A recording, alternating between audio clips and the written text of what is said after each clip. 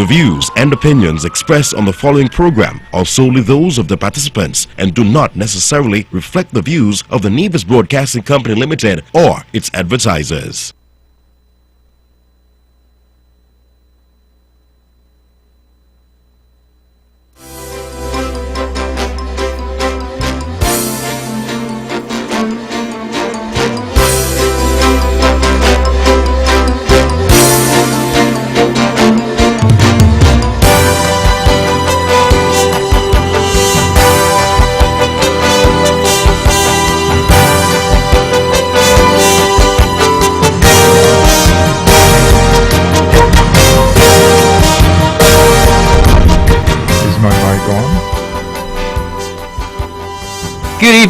Good evening.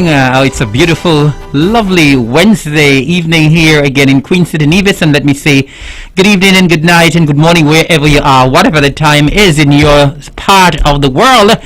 I greet you from the beautiful island of Nevis in the Federation of St. Kitts and Nevis. And this is another edition of the On The Mark program. And of course tonight I'm sitting in for the Honorable Mark Brantley, the regular host. He can't be with us tonight, and I am Eric Evelyn sitting in for the Honorable Mark Brantley. And of course On The Mark is aired here on the Eastern Caribbean's Powerhouse every Wednesday night from 8 until 10 o'clock. 2 hours of straight talk, uninterrupted, no commercials. And of course we normally have a rebroadcast on a Thursday at 1 p.m. So normally if you miss it on a Wednesday, you can get it on a Thursday. If you listen to it on a Wednesday, you can listen to it again on a Thursday.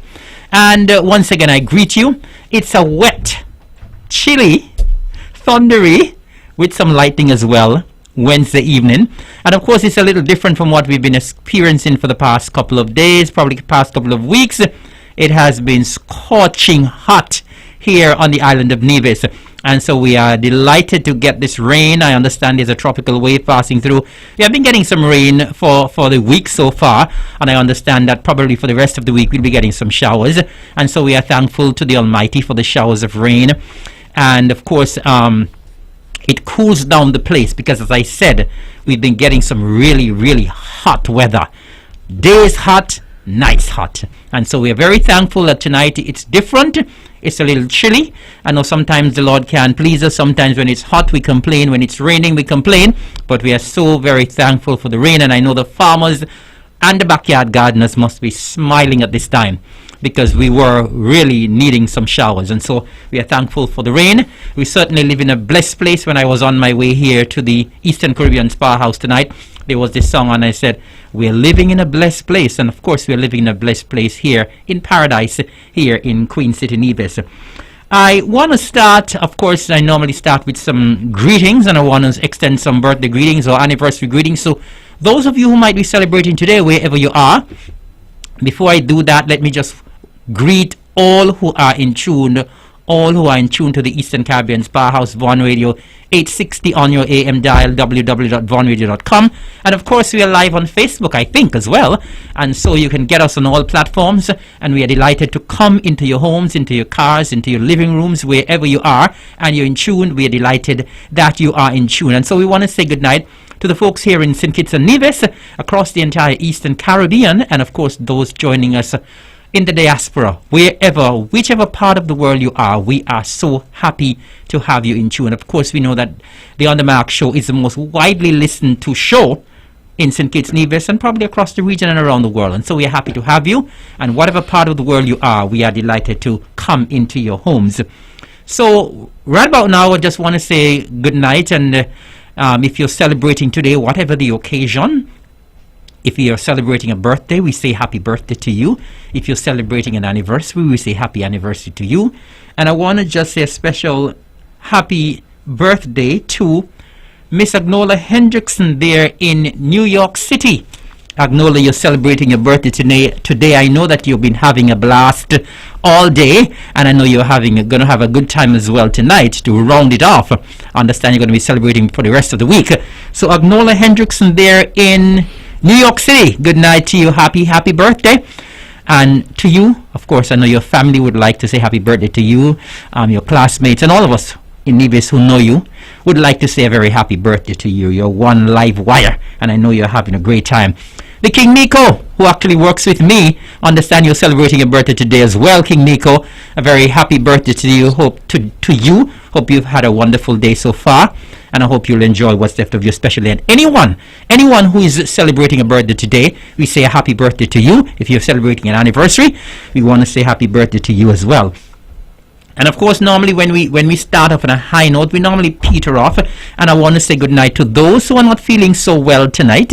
Those of you who might be in the hospital, whether you're at hospital, whether you're at home, and you're a little bit under the weather, we want to say good night to you. And we are trusting and hoping that you're going to be feeling better soon. We want to say a special good night to the folks at the Alexandra Hospital, those of you there in the Flamboyant Nursing Home.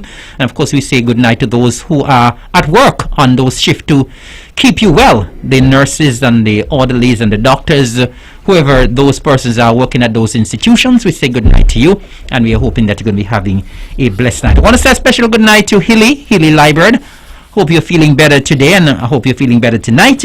You continue to enjoy. I know that you're in tune. I know it doesn't matter how you're feeling, Hilly, you're always in tune. You would never miss the On The Mark program.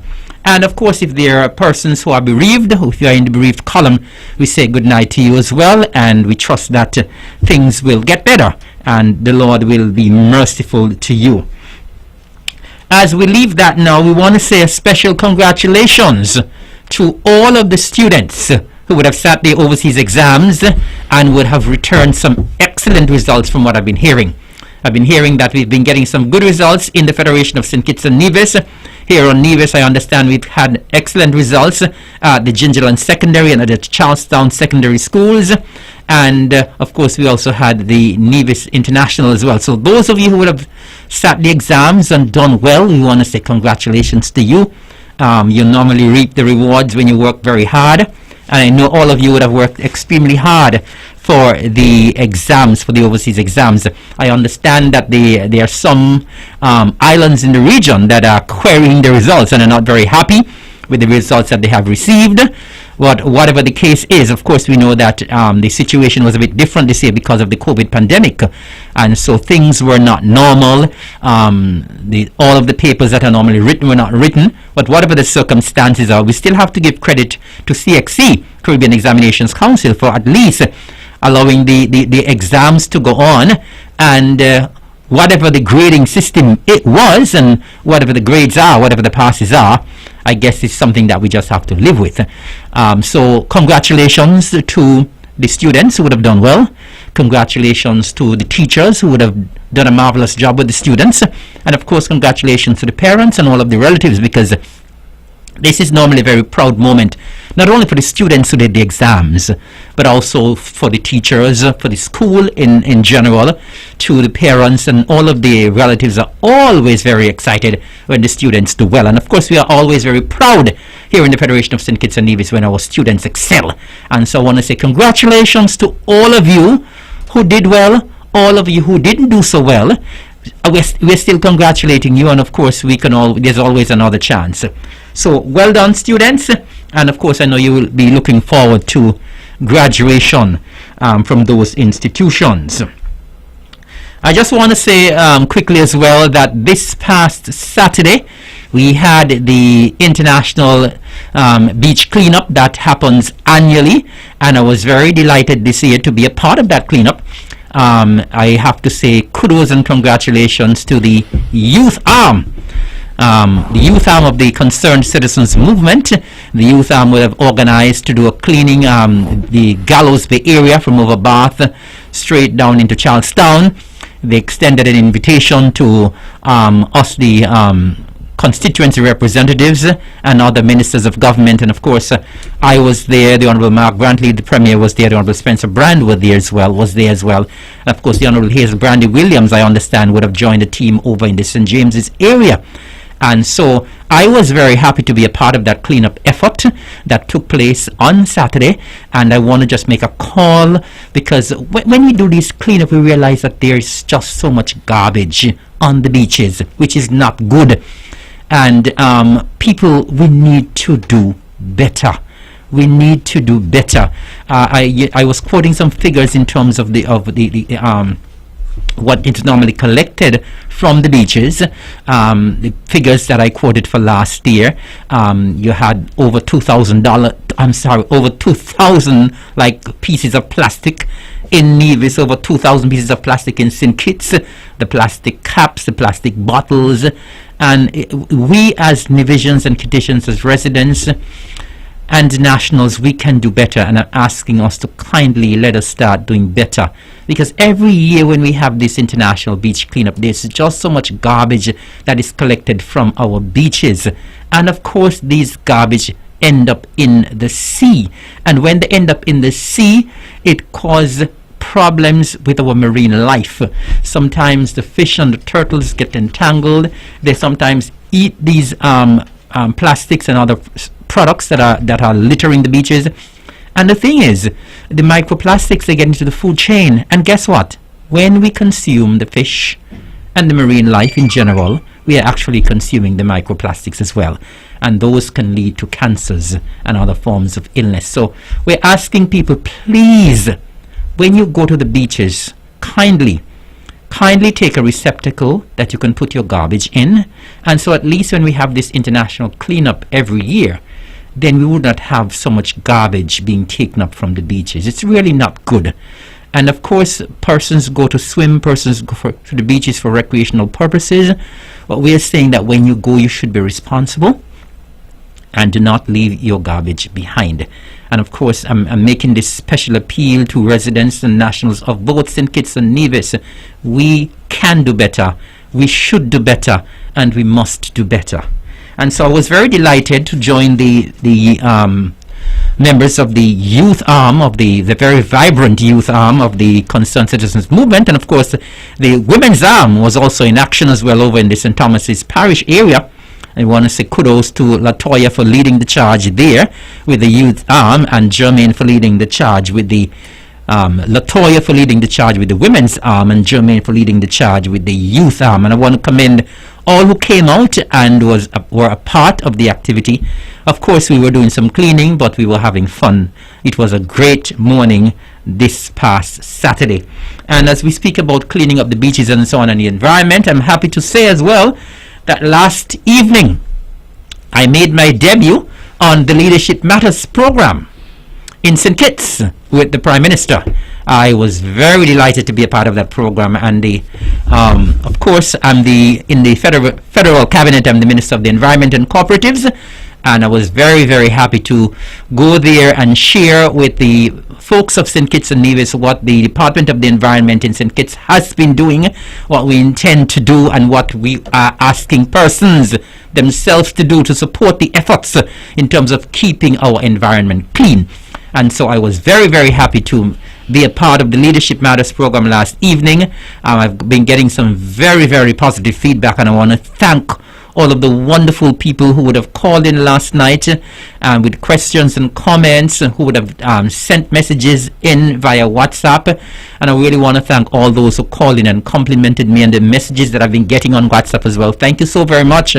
It means a lot to me. I do appreciate it. And once again, I thank you so very much for your support. It was certainly my pleasure to be on the Leadership Matters program last evening. Well, I have a few other matters here, but what I'm going to do right now, it's just about 1:15. I have a guest here with me in the studio. I'm expecting another one a little later, but I have a guest here in the studio, and I am normally very happy when I have guests with me, because of course it gets a little lonely here, as the Honorable Mark Grantley would say. It gets a little lonely when you're here all by yourself for 2 hours straight from 8 until 10. And so I'm happy that I have one guest who is already in studio. I'm expecting another one sometime a little later. And so I'm going to give that first guest the opportunity to introduce himself and tell us who he is. I don't think he's a stranger to the microphones here at Vaughan Radio. I think he's been here before, but we are so happy to welcome him here on The Mark. We're always very happy to accommodate persons on this program. This is the People's Program, and so we're happy to have him tonight, and he's going to be here to share some information with us. And so I'm going to ask him now to introduce himself. Thank you very much, Honorable Eric. My name is Clayton Huggins. I am Vice President of the Nevis Theatre Guild, and I am here in that capacity. As I said, I'm here. I'm very familiar with this studio. I'm here either promoting plays or promoting Poets in the Square or some other activity. But tonight I wanted to, well, say good night to all of your guests and welcome them to the show, and wanted to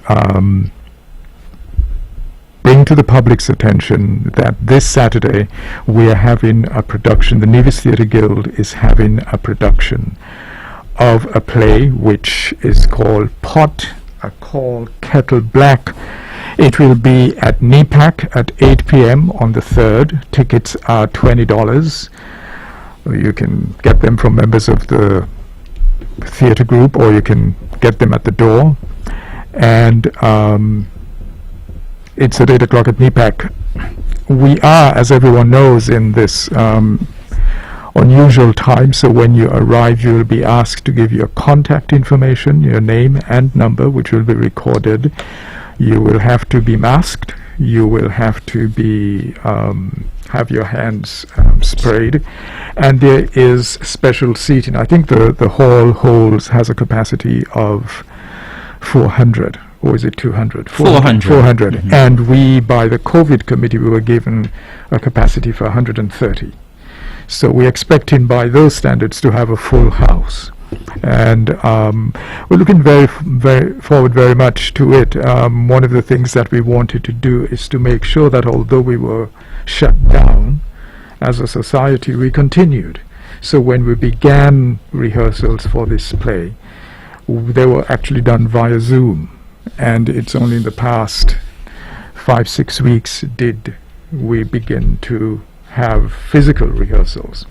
So you're telling me that you actually had rehearsals via Zoom? Yes. I insisted that be done, and you know that I held a poetry event, although Culturama was cancelled. Mm-hmm.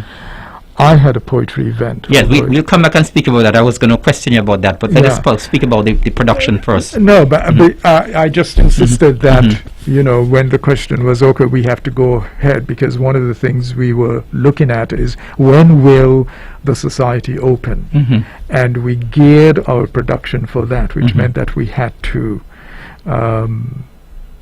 begin rehearsals about 3 months ago. And at the beginning, when you do a play, the first thing is called a table read, which is you sit around the table and each person read their lines. That was done via Zoom, and the first set of readings were via Zoom, and then we began rehearsing out at the cultural complex because the stage is large enough to allow us to social distance. So we have been very busy behind the scenes preparing for this play this Saturday. So, it was, of course, a play written by, or rewritten by Esther Brooks, who is our artistic director.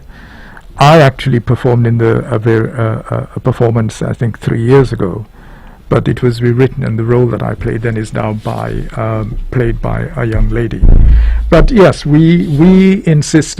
I insisted that we press forward with, not wait until October when we were open up to start rehearsals. So that explains why we were doing it via Zoom to respect the COVID protocols. Yes, you said that, and because I've heard the title of this before, Pot a Call Kettle Black, and you said it was staged about 3 years ago. It's that long? I think so. That was the first production I performed in 18, 19, 20.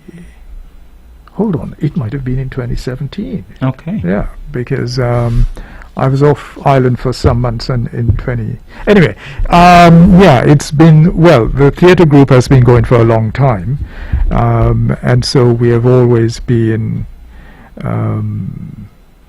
ready to provide the public with performance. And I think one of the things that I sense is that people, the general public, want to have things to go to and want to have a sense of community. the social distance, the protocols imposed by the reality of COVID has interrupted that. And from what I hear, the first set of tickets we had to reprint. We had to have another batch because of the demand. That's for the production coming up. Yes. Okay. Yes. So are you saying that you already have the 130 tickets sold out? Not quite. Not quite. But we had, because of the demand, Mm-hmm. we had done a second batch, and I think that we are likely to have our 130. And that's good, because it means that there's support for the theatre in the community, and it means that the people want to get out and become involved in community activities, which is important.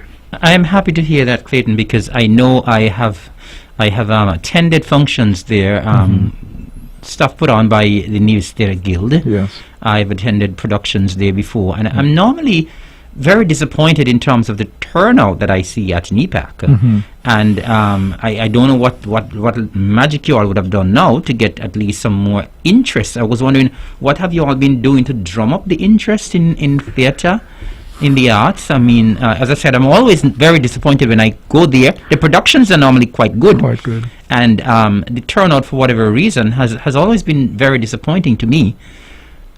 Well, one of the things that I noticed, we have a theatre festival around Culturama, and Culturama audiences are at a premium, and that accounts for it. I think also that theatre and the arts generally has to be cultivated, and I noticed that is not done here. I remember years ago having a discussion with Malcolm Gishard, and I pointed out to him that one of the ways in which you can support theatre is if the government got students at primary level, at high school level, to attend productions over time, so that when they're in primary they maybe see 2 plays, 3 plays. When they're in high school, they may see a play a year. One of the things you do is you get those students interested in attending theatrical production outside of the school setting, so that when they have left school, they would be willing to go. Also, you are recruiting members, because there are people students in those audiences who will say, you know, I can do that. And I spoke to him about that, and you know, it would be a way for the government to support, in a practical sense, theatre.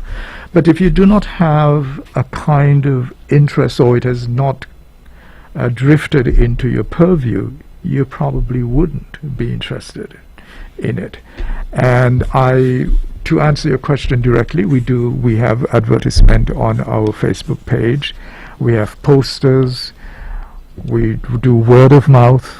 I spoke to people in my village this afternoon about it, and we're here. So we do all the things that you would normally do, but I know from experience that the arts generally is something which has to be cultivated, and if it is not, it will be like any natural environmental growth. If you do not cultivate it, then you have weeds, you have plants which are not particularly helpful. But you know, that's the reality. But those of us involved in the arts, most people, whether not in Nevis or in London or Tokyo or wherever, are driven by passion, and it's a work, a labor of love. And the audience size, in other words, what I'm trying to say, we don't do it for audience size. That's very good. But no, actually, you know what? Something just occurred to me. You remember some years ago there was a theatre group from London, from England, who came in and performed Hamlet. yes. I remember I was in St. Kitts, and I came upon this, arrived at 7 o'clock and ran, and there was basically only 1 seat left in the whole 400.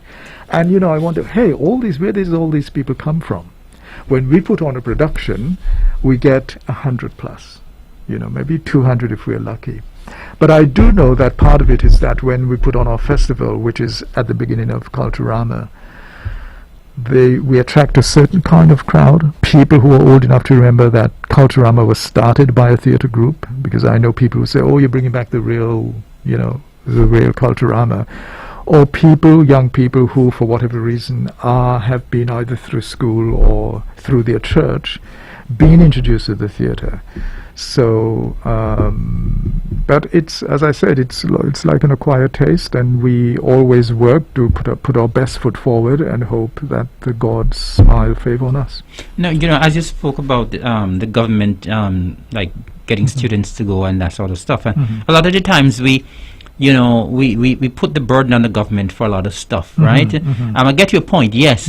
But what about taking a different approach where the Theatre Guild itself can actually go and promote it in the schools, go and make a presentation now and again to the secondary schools and encourage them to come, because as you said, it is an acquired taste. The productions are not expensive. Right. I think you said it's $20. $20 for adults. For the entry. Those 17 and below, it's $10. That by no means is expensive. When you go to any other function during Culturama, you pay $30, $35. Yes. When you go to a fete, you pay $60 and $70. So there is no reason why, if students are actually interested in going, that they cannot afford to pay $20. Now, two things. The price was decided upon us in board discussion because we knew that there wouldn't be a lot of money in the local economy. Yes. We couldn't charge people $40 or $50. I understand, yes. So that was a consideration. Secondly, I began to think of something and it went away. Okay, no problem. Okay. All right. Now, tell us a little bit more about the production, Pot of Carly Kettle Black, because persons who are listening might be wondering, what is it? Is it a comedy? What it is about? Give us a little background in terms of what people can expect, what it is the production is all about. What the moral of the story, I'll begin first, is pointing fingers, because what happens, it's a night like tonight. There a group of people end up, through circumstances which is flooding and raining, in an old shack, and when the first person comes on, what she does, she turns on her phone flashlight, and so every person comes, they are turning the light on them, and the moral of the story is that we do that, we point fingers at people, but every time, the old saying, every time you point a finger at someone, you have 3, 4 pointing back at you. Precisely. And that is what it is about. It's about old wounds that have not been allowed to heal, and how do you contend with, the vagaries of life, because we all have faults, we all have lights, we all are willing and, anxious to point fingers or point a light, but we are best served when two things, when we shine that light on ourselves and when we also walk in our own light. And I think that's generally what this story is about. It's about pointing fingers, illuminating faults of others, and how that reveals our own faults and how that gets resolved. So that's what it's about. Now, Clayton, normally when I go to a production at NEPAC by the Theatre Guild or any other organization that is putting on a play or something, there's a limited number of persons that you always see on stage. How difficult it is to get persons to be a part of a play, be a part of a production like this. And what have you all been doing in terms of trying to attract other people? One of the things that we have done in the past is to have like an open, and we have discussions about this, have like an open call for people who are interested. And when they come, we do a little exercise. Audition? Yes, and an exercise to see who has the potential, because this can be recognized. We have done that, and we have people who join us. We have people who join us and who come on for a play and might, leave and come back. We have people in the play who have been in the group who have been there since it began, almost 20 years or 16 years ago now. And but we do have a program of having it's like an open audition for anyone who would like to join, and we have no age limit per se, because there are roles for elderly people, roles for children, but that's the principal way we attract people. Also, there are people, there's someone I know who I know, just looking at them on their little social media, very good actress, but absolutely would not approach it because they think that they're shy and couldn't do that. And there are people who have the ability to act, to persuade people with acting, but who may not know it, or who might think that no, that's just not for them, or that they're shy, or what have you.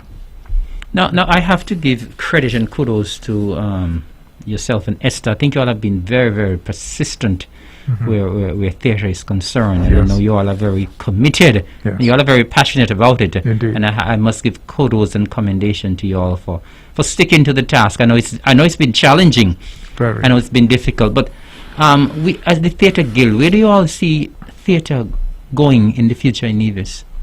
Well, we started the theatre festival, and had it not been for COVID, we would have had a group from Jamaica here this past month, rather. It's past Culturama. Yes. That is we're going to continue that. We're looking forward to going next year to Carifesta in Antigua. If there's a Carifest. Yeah, because they cancelled Trinidad, the Carnival. Yes. Oh my goodness, there's what's going to happen to Unbelievable. the memes are already starting, I know.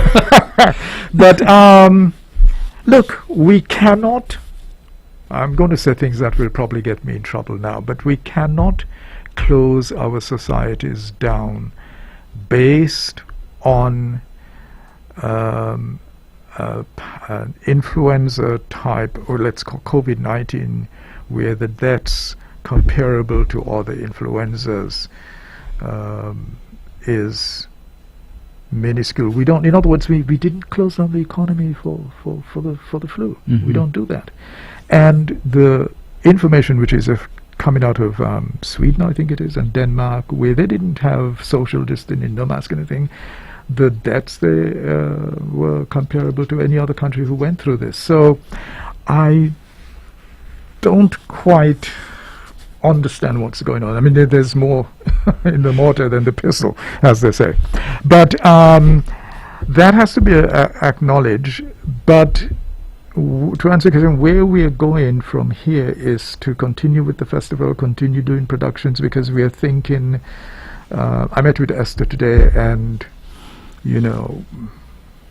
we have a play to do next spring, which we will begin to rehearse after this. We'll probably have a month's break, but then we're going to have to start looking at who is going to be in it, so on and so forth.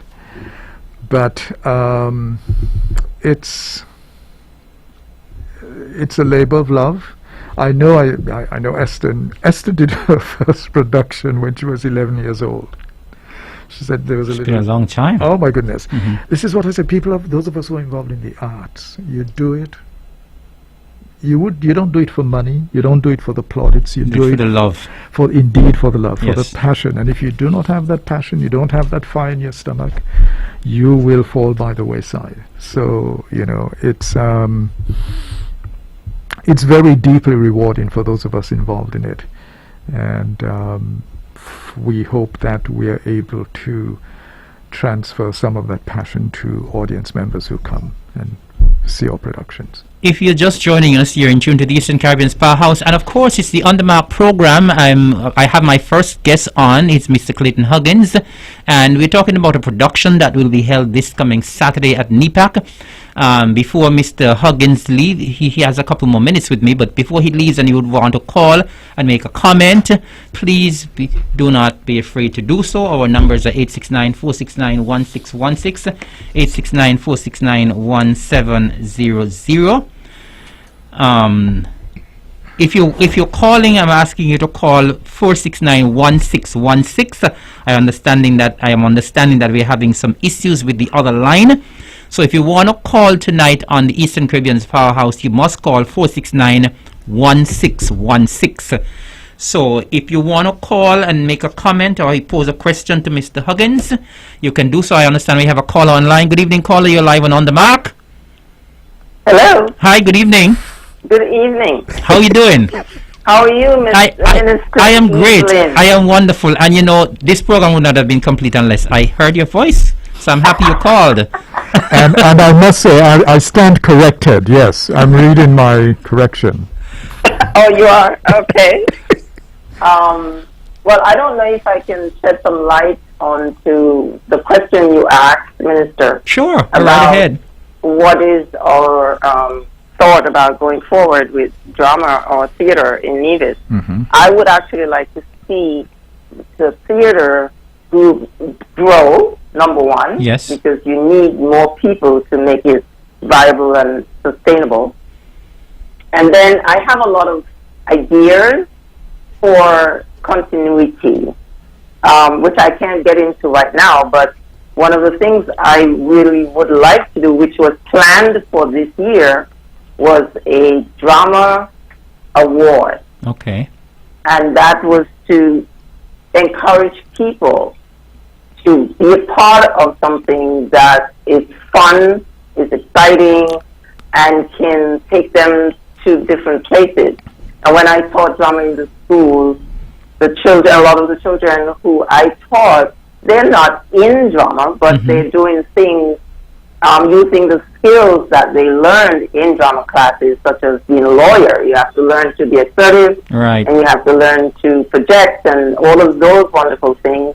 And so I am very pleased to see where a lot of the students that I taught, where they are now in their careers. And in terms of drama, we have a lot of fun. Of In course. rehearsals, we have an enormous amount of fun. People make a lot of mistakes. We laugh at them and we go on. And it is a great exercise. I teach them how to breathe properly so that they can project correctly. Some people don't even understand that when I say take a breath, they don't take a breath, but they pull their stomachs in, and when you take a breath, you're supposed to extend your stomach, you know what I mean? Right. So things like that is taught, and a whole lot of other things about the stage and about life and whatnot. But in reference to Saturday, we, as Clayton said, it's adults $20, children $10, 17 and under $10. Okay. We want to encourage people to come out because, you know, people have been cooped up in their homes for a long certainly. time. Nothing really like that happened because Culturama was cancelled. And we really encourage people to be a part of the group because of the plans that I have in place. I already formed a committee to choose the best actor, the best actress, the best supporting actor, and so forth. Fantastic. But COVID shut all of that down. Yes, A lot of unfortunately. There are a lot of great writers here in Nevis that we have collaborated with Yes. to perform their plays as well. So it's not just plays that I would write that we would want to perform. But we need people. Indeed. So in order for us to perform a lot of these things that people bring to us, we need more people. So that Why don't you make an appeal right now for persons who might be interested? Yes, so if you are interested in joining us, you can call my number, 668-9660. Everybody seems to have that number. And, you know, there are several people currently in NCG that would probably be listening and who would know people like the Sound of Barry, Waver Liebert, Michael Henville, Yolande De Castro, Jervin Swanston. Jervin Swanston, who is currently directing the current play. He's actually might be still at rehearsal. And I'm forgetting. Oh, Roger Fifield. You know, you have Shamika Sutton. Shamika Sutton. So you have all of these people who are currently in the play. Good. And so if they want to be a part of this group, they can call any one of us. Fantastic. Well, I mean, as I said earlier, I really have to commend and give kudos to you and Clayton. You all are very, very passionate about this. I know when you all come to my office and you sit down and you talk, I can feel the passion. Right? Yes, thank you. And I as I said, I really like when you put these productions on. I love when you get the support. I'm normally disappointed when the support is not there. So once I'm free on Saturday night, count me in, I'll be there.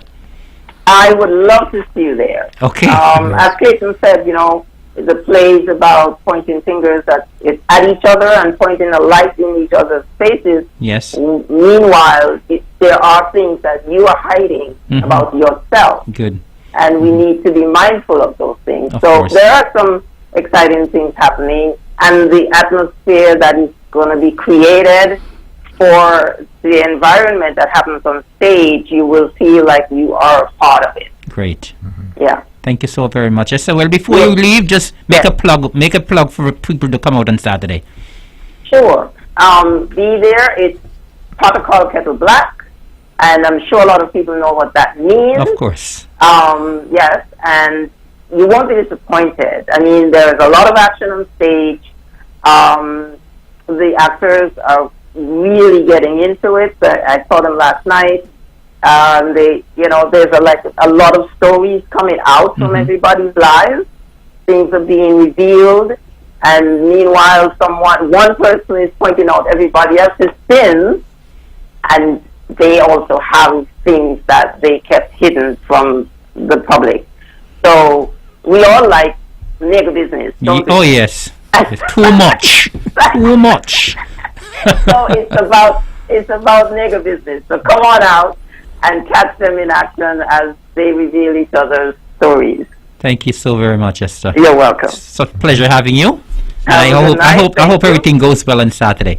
Thank you. And I sir. said hopefully I'll be there. All Okay, being great. well. Great. you. Thank you very Bye-bye. much. Of course, Clayton, I know you and Esther are a perfect team. You work well together. Yeah. And of course, I'm happy that she was able to call in to support you there. So, and actually, the previous production was 5 years ago. Okay. Yeah. 5. Yes, Time that's is surprising. really Oh my going goodness, fast. Yes. Very, very fast indeed.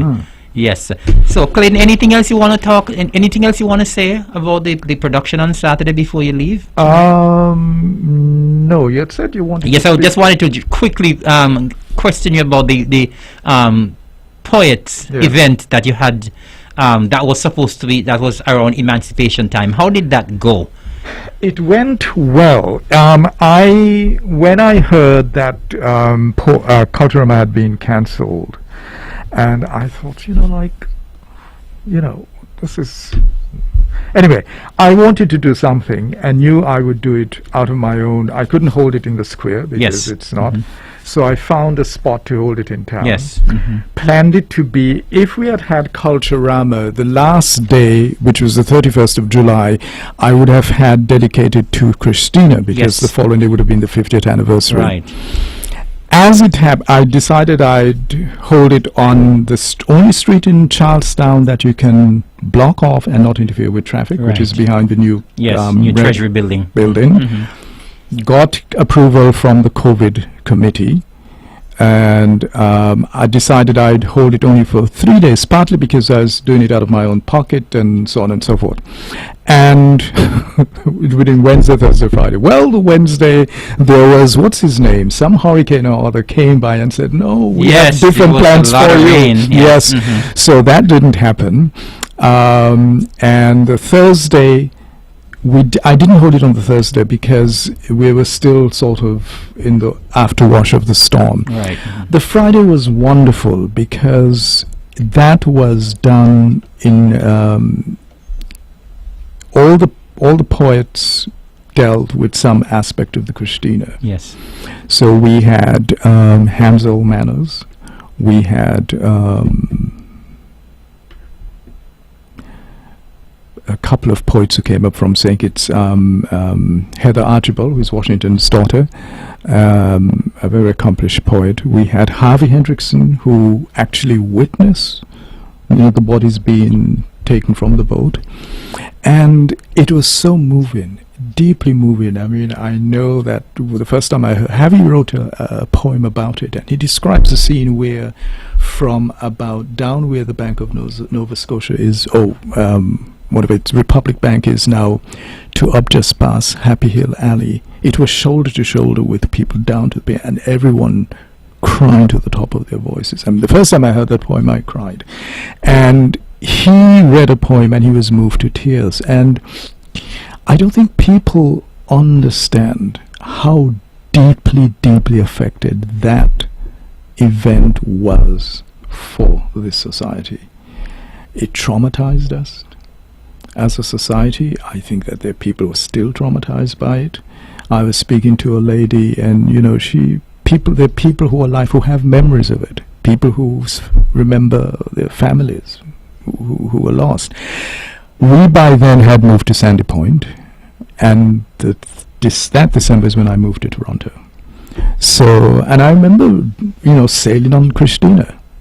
I have memories of sailing on Christina. So that was very moving, and also, again, the audience was very small. Yes. In part because, as Hansel Manners told me, everybody's home listening to the special. Sit-in. Yes. Yes. And he said, you're not going to have. Actually, I was supposed to come Yes. that same day, but the sit-in went on a little long. Yes. Longer than we anticipated. Yes, and he said, you won't get a lot of people, and I only came because I could listen to it on the radio. Mm-hmm. But, as the Bible says, where one or two are gathered, Yes. it makes a difference, and it was deeply, deeply emotional and moving. And actually, Clayton, this sit-in was emotional as well. Trust me. Yes, It I can was. imagine, because as I say, it's something which has deeply affected us as a society and as individuals. Mhm. Good. So that poetry event went well, and I also have revived my monthly poetry event, which I ran for about 5 years. And we have a poetry WhatsApp group, and we meet the second Sunday of each month. We did it after the COVID came in on Zoom, Yes. and it's held under the auspices of the premises of Charmaine Howell. Okay. And I've spoken to her, and the plan is to resume actual physical meetings. Okay. So this month, so the second Sunday of this month, we are hoping to meet and have. So we have young poems, because in 2018, I think it was, we had a young poet from Trinidad, 19 years old, who went to school in the United States and ended up being the youth laureate of New York City. And she, I asked her for her feedback. She said, all your stuff is nice, but all you don't have any young people. So I went to the high schools to identify young poets. And so we're trying to find younger poets to come on board and to share their work. And it is astonishing the level, the level of poetry that these young people have. But that's something, and anyone wishing to join that can contact me. What is my number? Clayton is trying to remember his number. I don't call it, you see.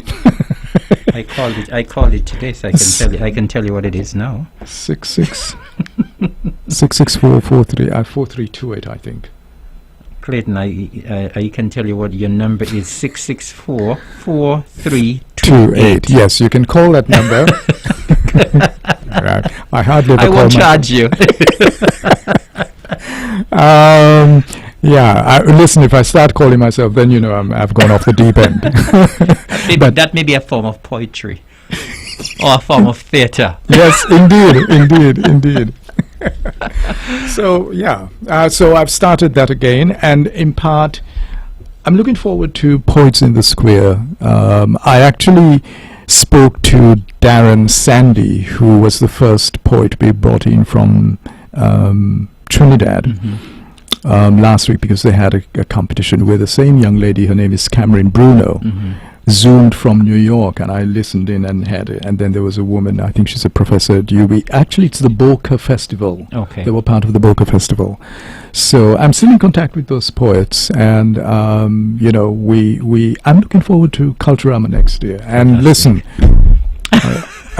don't get me started. Don't say anything else. Let's hope we won't cancel it. Okay. Yes. I don't want to get you upset. Okay. No, All okay. right.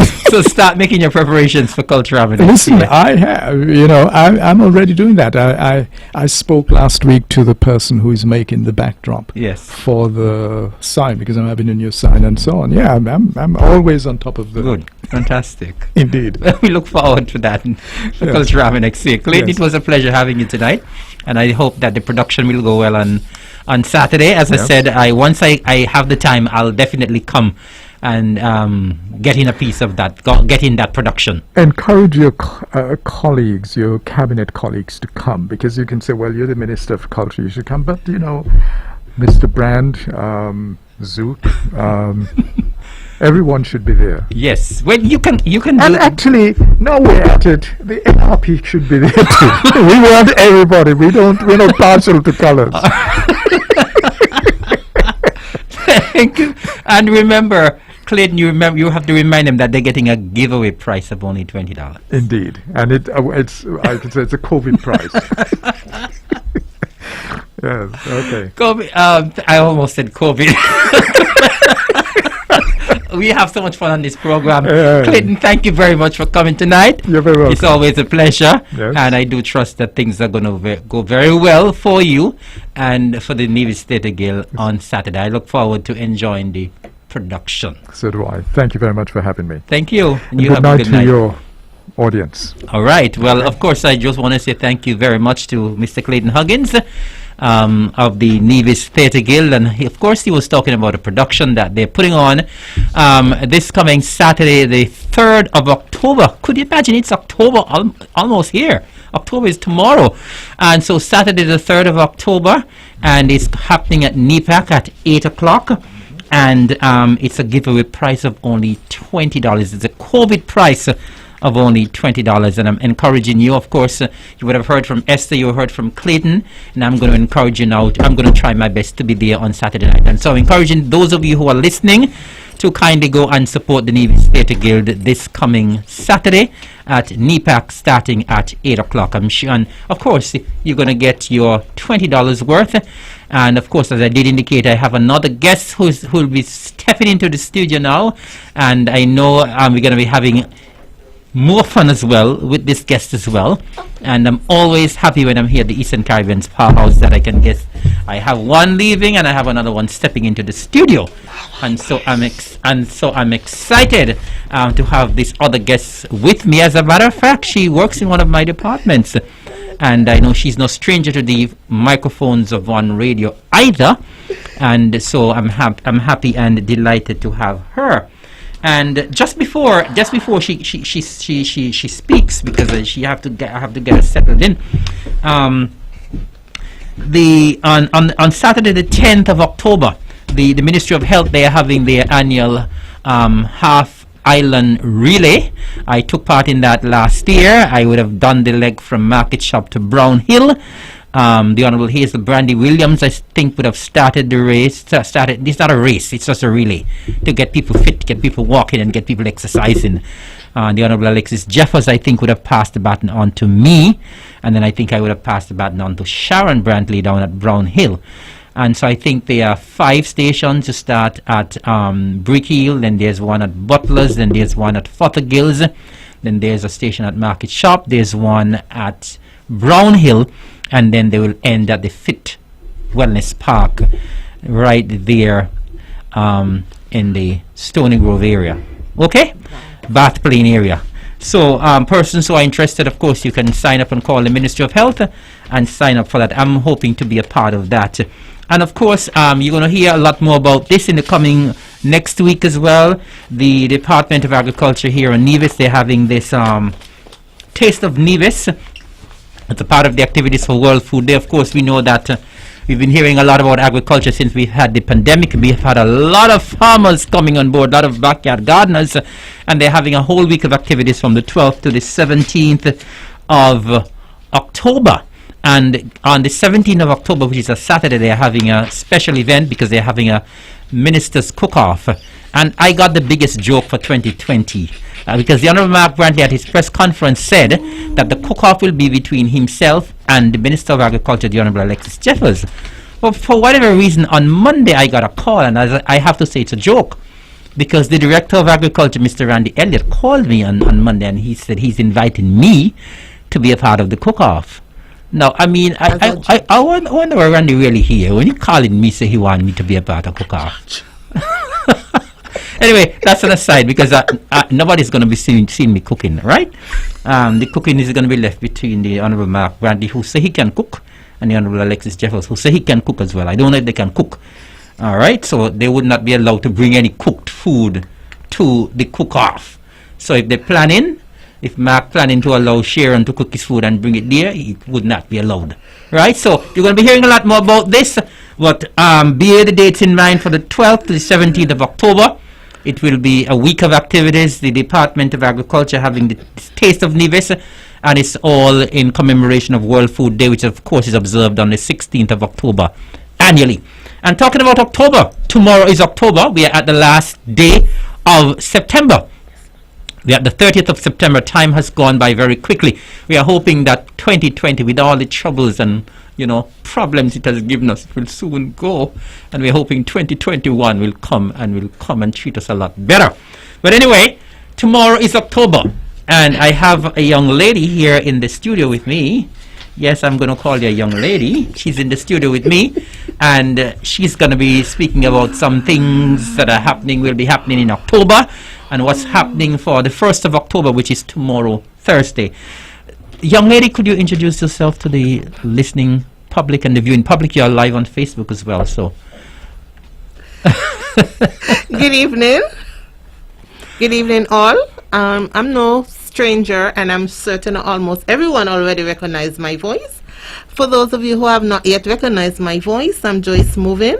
I'm the Deputy Director at the Department of Social Services, and I have purview of the Senior Citizens Division.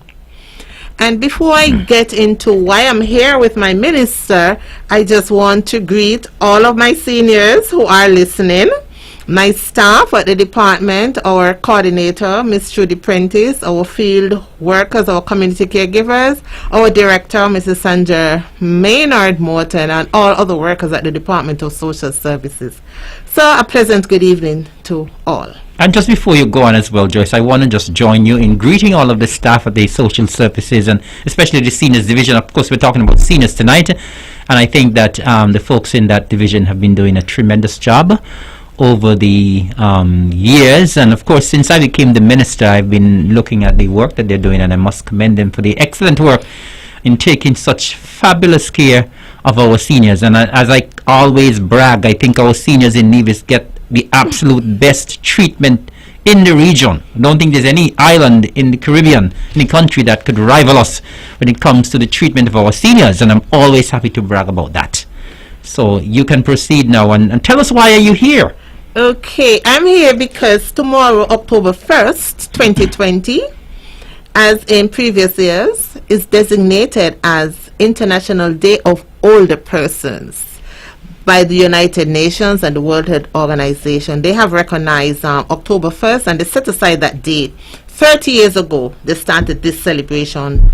October 1st, 1990 was the first celebration of Day of Older Persons. Notice they're not saying seniors, they're saying the day, International Day of Older Persons. And this is a day that they recognize the contributions made and older persons are making to the development of their countries and their communities wherever they are.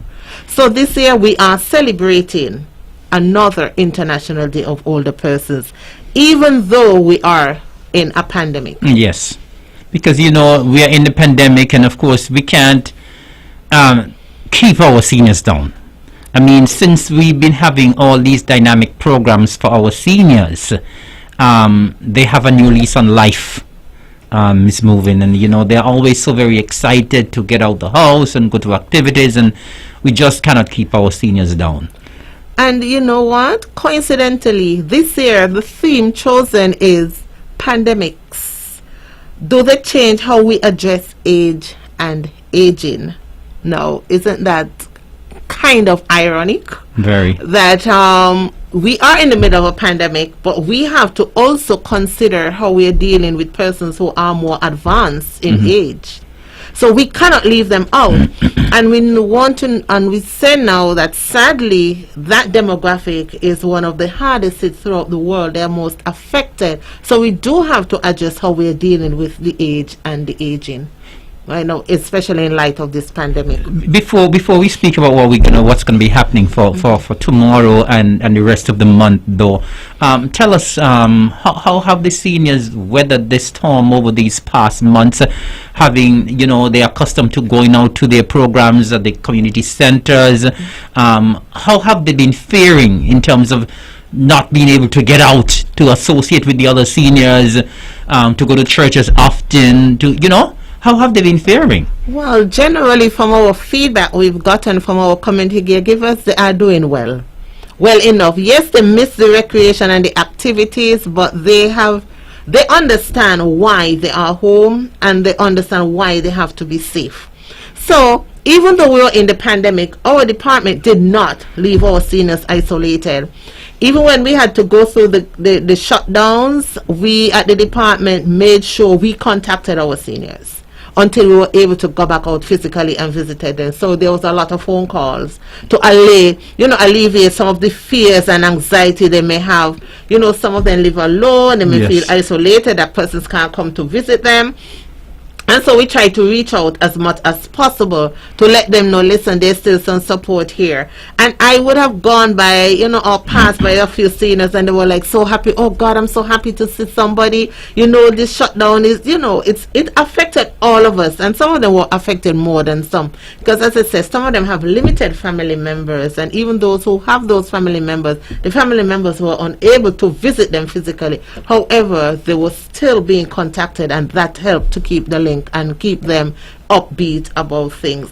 I know a lot of them are not too pleased about not going to church, because church is a big thing for our older persons. Mm-hmm. They love that, and but they have accepted it, and they're faring generally well. And you all did an activity sometime back as well, where you cooked. I think, was it soup? We did a soup day for our community, for our seniors, especially those who came out to our recreation program. Yes. Just to let them know we appreciate you, and just to carry a token to know you're not forgotten. And that went out very, very well, because they were so happy to see all the workers and everything. So they were really appreciative of that. Yes, I mean, and sometimes is these little things that count, because I could recall I was by one of the persons who normally come to the seniors recreational group in Handyswood one day, and she said to me, "Oh, thank you so very much. Your department brought soup today," and she was so excited, and so these are the little things that count, and people remember you for. And I mean, sometimes you think it's just something ordinary and something simple, but these are things that people appreciate so very much. As I always tell people, the smallest thing you do are the most meaningful things. Trust me. Who would have thought that a simple bowl container of soup, would have created such thankfulness? Yes. But I don't think it was the soup. I think it was the mere idea of being remembered, and having persons come by to visit. Right. Just to see the group, the workers in their numbers coming by to say hi, hello, we miss you, we realize what is happening, and so we're just showing our appreciation. So the small things do count. Yes. And our seniors are appreciative. Very, very appreciative, extremely appreciative. I mean, I've been around with them for donkey years, even before I became the minister. I know. And I know how appreciative they are. And I think the seniors know how much I love them, and I know they love me very much too. All right, so Joyce, let's talk about what's going to be happening tomorrow, International Day of Older Persons, and what's going to be happening, because we know over the years we normally have a month of activities for October, and of course this year is a different. We're living in different times, not so normal times.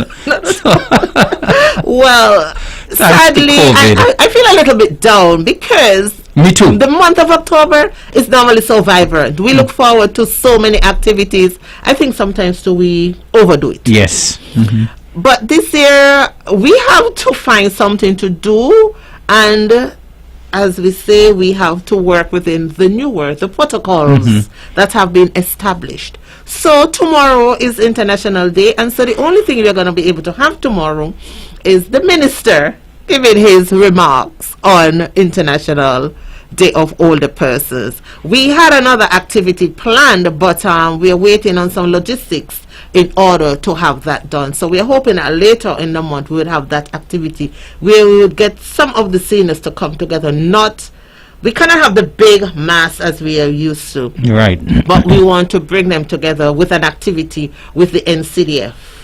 You know, they have this intangible cultural heritage program that is Right, going on, yes, mhm. and they're looking at various demographic, and the seniors is a group that they want to have as well. So we are going to facilitate them this month. Also, we're hoping this month to finally restart our group meetings, but we do know that we would not be able to have the large group gathering, but we are hoping to have the individual center meetings Good. starting sometime this month. As I said, we are just waiting on some logistics to be sorted out, and then it's a go for us. So tomorrow on the 1st is just a little loaded. The minister yourself would give us your presentation to mark this International Day of Older Persons. And then we are going to have a nice little lull. And maybe our seniors might appreciate it this year, you know, because sometimes they say, Lord, you'll have us out of our house so often. I know. I wonder if sometimes they're not tired, but they love it come. so, they love it so much that if you have something every day, they're going to be there every day. Right. They're still going to come. So this time, so last year we were gearing up for our last year we had, we did not do our march. We were to do our march because they were saying we like the march to town. Well, more like a dance to town for them. And then, you know, we are normally joined by our counterparts from St. Kitts who Yes. love coming over. So last year we had a fun day for them. We had a lot of limers who dress up and all that, and we had some good fun at the park. But this year, as I said, it's gonna just be relegated to the minister giving his presentation. But further on in the month, and earlier as I came in, I heard you saying that World Food Day, because you know October, by no fault of its own, is the best month of the year. And that's not a debate. And you notice That- October is always filled it is with activities. filled with activities, so many different activities, so many days established, and World Food Day falls within October. And so, as part of the same activities, where you are going to be part of the cook-off competition in some capacity, maybe as the official taster, not the cook, the taster. Not the cook. You're already giving me I'm my going to designate designation. your position. That's a fair position. Very, very fair. The agriculture department has invited our department to, you know, participate and see if we can generate a little bit of funds, because we still have activities to fund. So we would have a stall on the Friday. That's the 16th. The 16th That's on World Food Day Yes, itself. we would have a stall at the cultural complex where they're having their activities. Cultural Village. Cultural Village. Yes. I keep mixing up the two. The Cultural Village, where they're having their activities. Some asking persons to come out and support the seniors division stall. Come out and get your local food.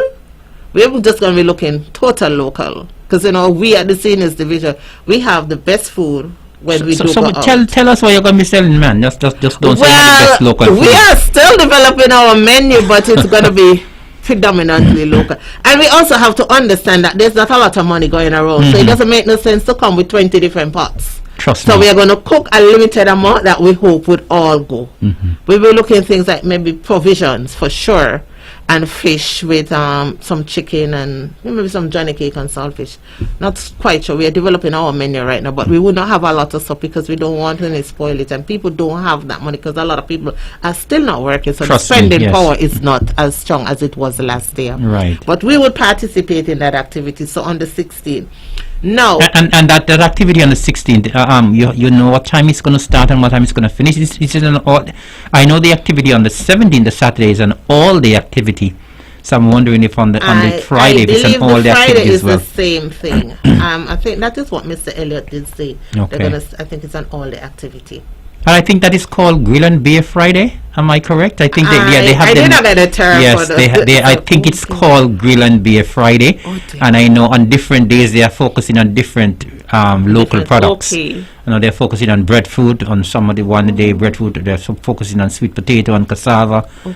And I got some information, but I think that day, the Friday, is Grill and Beer Friday. Okay, we haven't gotten that much information Right, as mhm. yet. So, okay, wow, nice. Sounds like something I have to attend every day. Does it say sweet potato and cassava? Well, I have to be there for those things. Okay. Okay, so And breadfruit. oh yeah, yes. But sweet potato and cassava more for me. Okay. Okay, and now we come to the 18th. Notice we have a big lull. Yes. On the 18th now, we are going to be having church service. Now, normally we would have one big en masse service where we have almost 100 seniors who come together at a church. This year, again, in line with the protocols established by the health, the health Yes. and the EOC, we will be having 5 services. In each In parish. each parish, we're going to visit one church in each parish on the same day, and that is October 18th. That is church service day. So what we're going to do, because we have 5 groups that meet throughout the island, each group, their representatives would go to the church within that parish. Okay. So the group in St. George, St. John's likewise, and the other, St. Thomas, St. James, and St. Paul's, likewise will go to a church in their community. The coordinator right now is contacting the churches, Okay. and they're saying yes already. And so now what we now have to do, we're going to contact the seniors to find out who are going to go, because we still have to write names and everything to know who's going to go and sort out transportation arrangement Right. for that day. So the 18th would be church services, and I think the seniors would like that, coming to see some of their friends. Even though you have to sit a little way apart, I think they would still be happy to see each other. Of course. In that Indeed. in church, especially in church. Now, Because I'm wondering if some of our if all of our seniors have actually gone back to church already. I know some of them were up to a couple of weeks ago still hadn't gone back to church as yet. well, I think that there are some churches still who have Are holding out. are holding out and saying if you're 65 and older, to stay at home. And I'm a little bit concerned. I know and I understand, but I know our seniors love church, and I know they have a lot of church services virtually. But I don't know if all of our seniors have that technology. And it's to not the same. And it is not the same. And spirituality and the religiousness is a big thing with our seniors, and I really don't want them to stay out so far. So at least having the opportunity to come to church, even that one Sunday, I think would go well for many of them.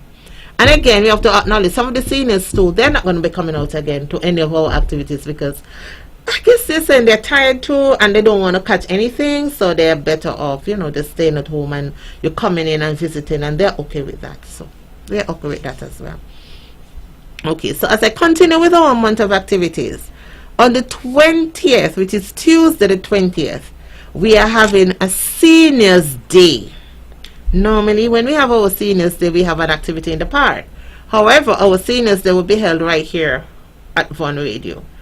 And it is a day with a difference. Again, we know seniors cannot come to the studio, so members of staff, they're going to be here at the studio, and the seniors are going to have the chance to call in between 9 and 11 a.m. So that is their time here on Fun Radio. And during that day, we're going to be having some quiz. They're going to be able to call in, share their stories about how they're feeling, how they're coping in quarantine, all that. It is their time. And one of the things we are proposing to have during that day is a little competition. It's not really an elocution competition, it's a little story reading competition. And so I'm going to give the guidelines tonight to the seniors, because what we want seniors to do is to say they will be interested in participating. Because as we say, it's a competition, and attractive prizes, they would win prizes. Right. So we have 2 short stories, and these are very old children-like stories anyway. One of them is The Little Red Hen, and the next one is The Boy Who Cried Wolf. Those are the 2 pieces to read. Now, seniors, they're going to be, we are asking our seniors, if you have an interest in participating, to tell your caregiver, or you can call us at the department and say, I have an interest in taking part in the competition, and you're going to select one of the pieces. One piece. So you're either going to be reading The Little Red Hen or The Boy Who Cried Wolf. You would not be able to participate in both reading, and then we are going to send the reading to them. Okay. Because the stories are a little long, so you're going to have a portion where you would want them to read specific, because you don't want to have them reading for an entire hour, because it's a competition, so it will be maybe a minute or 2 reading with your expressions and everything. Right. And so we would send it to them, and so we're asking them to tell their caregiver and to register There's not a registration fee. It's just an open registration by October 9th. So we know how much persons we are Catering expected for, to right. cater for that. So it is all about them on that day. So they're going to be reading that story live on the Live air? on the phone. They call in and read it live on the air. Okay. And then they will be judged. Sounds very interesting. Yes, we have to be innovative. Of course. We have to be innovative, you know, so that they can have fun. It's a fun activity for them. That is why it's called Seniors Day. We're also saying if they want to call in and they have a poem, they want to sing a song, Right. they can do so. Or just it to is- say hello or to just their say relatives. hello, right. It is their day. And that is on Tuesday, the 20th of October, Seniors Day. So they're going to be starring on Von Radio on that day. Right. Virtually, because everything is on a virtual platform. Yes. So we are doing that on the 20th. I love that idea though. It sounds different, very innovative, you know. Because we have to incorporate them in something. We cannot bring it together, as I said, on mass. And but they have to I'm be sure the other seniors, those who are not taking part, will be glued to their radios. right to hear, and they will be judging themselves. Because so it is they will one thing I see- can tell you, those seniors, they love to listen to their radio, eh? Right. They love to listen to their radio, and you know, Von Radio is their It's their favorite thing. station. Right. So I'm sure all of them will be tuned in on that particular day. And not only that, you know, the seniors do have a network, you know. They call each other. I'm certain right now those who are up maybe calling persons to say, well, we're having a competition. And I'm hoping that they're doing that because that is what I want them to do. Right. To know that we are having the seniors then, it is designed for them. And I want as many of them to participate in the competition as is possible.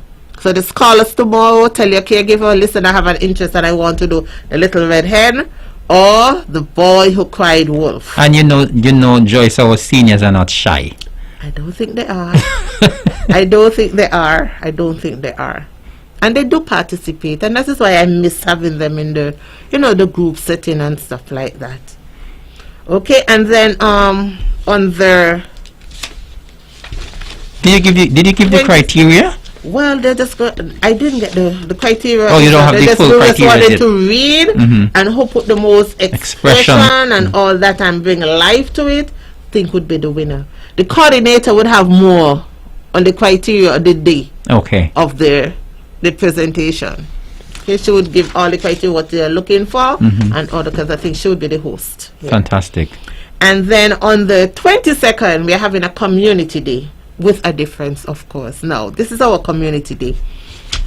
You noted that one senior told you that she got some soup. Yes.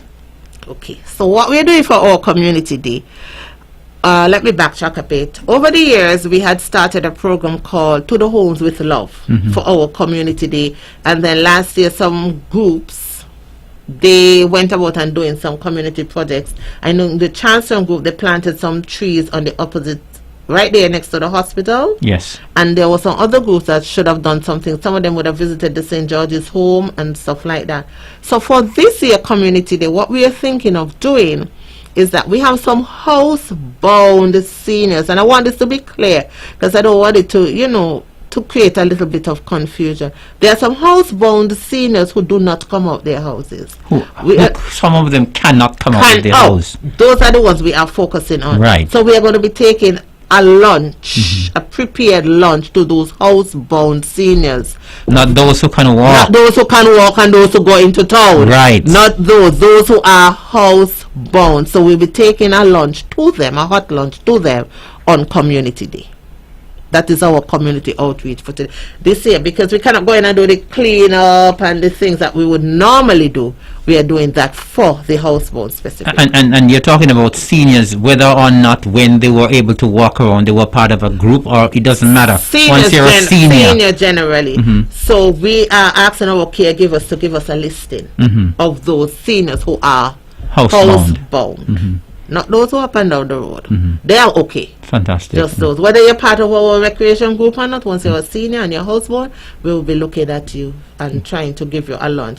We know, and I'm saying it up front, we may miss a few And that is persons. island-wide, right? And this is island-wide on that day Thursday, the 22nd of October. We may miss a few persons, so I'm apologizing up front now, because sometimes when you try to get 100%, you sometimes get 90. Or maybe what you can also do, I mean, since you're here, you can make an appeal to Persons can call us.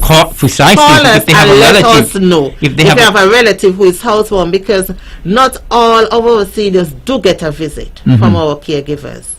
Because sometimes some say they don't want a visit, they are okay. But if you have a senior who is housebound and you think you would appreciate us bringing that meal on that day for our community day, you can call the Department of Social Services 469-5521 extension 6299 or 6290, 6298, and just generally call in and ask to be transferred to social services. Leave your name and information, and we will make a note and try to be accommodating on Community Day. And what day of the week is that? It's a Thursday. It's a Thursday. Okay. It's a Thursday. That's the day I think I should be able to make a couple of visits with you all. Yes, we'll go around and try to do that. And then our final activity, and we're working on the final logistics, would be our award luncheon. You know, we always award our seniors. And generally, we have this big gala, which is the dress up and the thing and the hit thing for our seniors month annually. This year we have to curtail it again due to we know what's going on, unfortunately. So we are proposing to have an award luncheon where we would select about 6 seniors and have a luncheon with them, ask one family member to come with them and have that thing. Further on in the month, they will be contacted, and further logistics will be set out as to how we go with that. So that is basically our month of activities for this year. Small but significant. Well, you know. I mean, some good things come sometimes in small packages, and I know that over the years that you all would have been very, very diligent and very committed in having a lot of activities. And as you rightly say, sometimes I think you normally overdo for the month of October. And so the seniors will be getting a break this year. I know it's not a welcomed break by them, because they just absolutely love to be out. They love to be in association with other persons, and I know they're going to be missing the normal activities that they have in the month of October. Especially the gala. Last year we had an afternoon on the lawn. We tried something different. Yes. An afternoon on the lawn, and that was a hit. A lot of the seniors said, well, I get to come, because there were some seniors who, because of various reasons, mostly vision, they don't come out in the evening. So when we had the gala from 5:30, we'd end up like 8:39. So they would not come up. But last time we started in the afternoon, and they were out. They able to come out, and they said they were so thankful that they got to come out. So by 6 o'clock, 6:30, they were going back home.